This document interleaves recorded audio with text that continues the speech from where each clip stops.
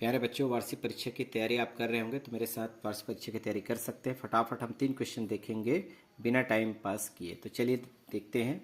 वर्ग समीकरण के मूलों का योगफल और गुणनफल ज्ञात करना है। ये आपके प्रश्नावली का प्रश्न है। आपके पास वर्ग समीकरण दिया है, इसमें से आपको मूलों का योगफल और गुणनफल ज्ञात करना है। तो हमें फार्मूला तो पता होना चाहिए। तो यहाँ पर आप ए बी सी का मान निकालेंगे। मानक रूप से तुलना करेंगे आप A X square plus B X plus C is equal to 0 से क्या करेंगे, तुलना करेंगे। तो तुलना करेंगे तो क्या होगा, ए बी सी का मान ज्ञात होगा। तो ए का मान क्या होगा, यहाँ पर देखें एक्स स्क्वायर का गुणांक क्या है 3, और बी का मान यानी एक्स का गुणांक क्या है 7, और सी का मान क्या होगा अचर पद 1। ए बी सी निकालने आना चाहिए। तो हम क्या करेंगे, मूलों का योगफल निकाल सकते हैं। मूलों का योगफल का फार्मूला क्या है भाई, माइनस बी बाई ए। तो माइनस को पहले लिखिए, बी का मान आप देखेंगे 7, ए का मान है 3। ये कैंसिल नहीं होगा, यानी मूलों का योगफल का आंसर यही होगा।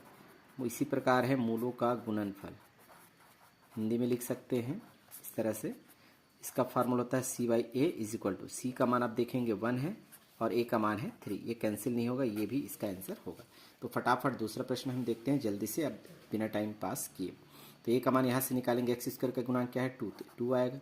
बी का मान एक्स स्क्वायर का गुणांक ये है -2√6, यहाँ पर पूरा लिखेंगे -2√6 होगा। सी का मान क्या होगा 3। ए बी सी तीनों के मान आ गए। अब हमें फार्मूला लिखने मूलों का योगफल, ये पहले से लिख लें ताकि आप समय की बचत हो। Minus B by A is equal to, minus का माइनस, बी का मान आप देखेंगे ये है, माइनस के साथ लिखना है, कोष्टक में लिखिए -2√6 बटा ए का मान क्या है 2।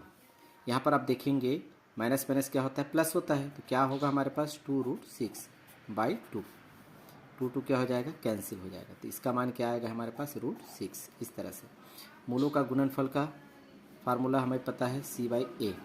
तो सी का मान आप लिखिएगा 3 है और ए का मान है 2। ये कैंसिल नहीं होगा, ये भी आपका आंसर होगा। इसी प्रकार तीसरा प्रश्न देखते हैं। ए बी सी इसमें से भी निकालेंगे।